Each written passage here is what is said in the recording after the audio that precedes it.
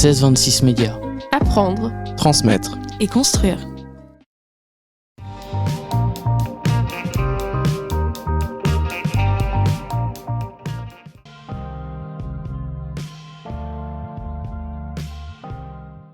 Alors ma passion, elle vient tout simplement de mes parents, donc qui étaient armuriers à Saint-Lô, qui avaient en même temps un stand de ball-trap à la Maufe à côté de Pont-Hébert.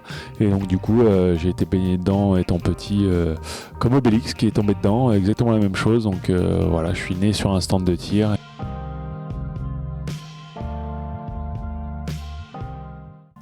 Parce que vivre de sa passion, c'est quelque chose d'exceptionnel et c'est très rare de vivre de sa passion. C'est très rare de se lever le matin en disant tiens, je vais aller faire ma passion et pas penser au côté travail. Donc pour moi, ça a été une chance, une aubaine et c'est quelque chose dont j'ai toujours rêvé. J'ai la chance aujourd'hui de vivre de ma passion, donc pour moi, c'est exceptionnel.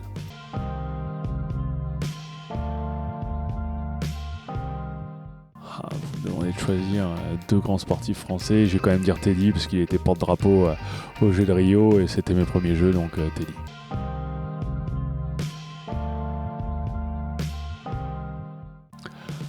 Alors, est-ce qu'on se sent toujours prêt à avoir une compétition ? Je sais pas, je suis un éternel insatisfait, donc forcément, j'ai toujours l'impression de jamais être prêt à 100%. Voilà, une fois qu'on a atteint le plan qu'on s'est fixé, normalement, on est prêt pour la compétition. Après, une compétition, ça reste une compétition, il peut tout se passer.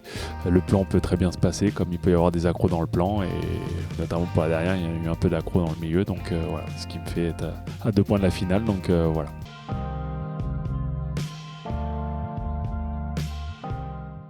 À PlayStation.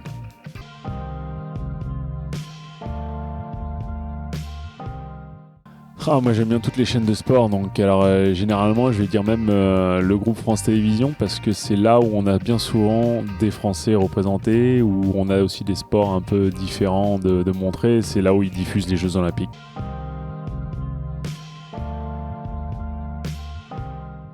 Ça dépend comment s'est passée ma compétition, donc forcément l'état d'esprit il va différer en fonction d'une compétition qui s'est bien passée, une compétition qui s'est mal passée. Quand elle s'est bien passée, forcément on est content, alors on est plutôt content de tout le processus et de tout le travail accompli pour arriver à ce résultat-là que le résultat en lui-même.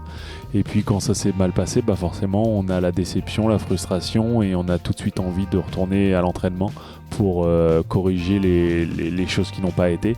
Et c'est pour ça qu'on dit toujours qu'on apprend beaucoup plus dans un échec que dans une victoire.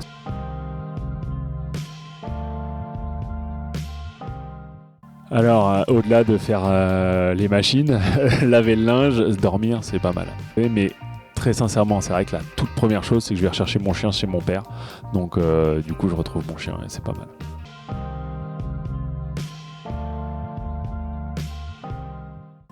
Jeux Olympiques, bien évidemment, oui, ça c'est clair et net, c'est le Graal.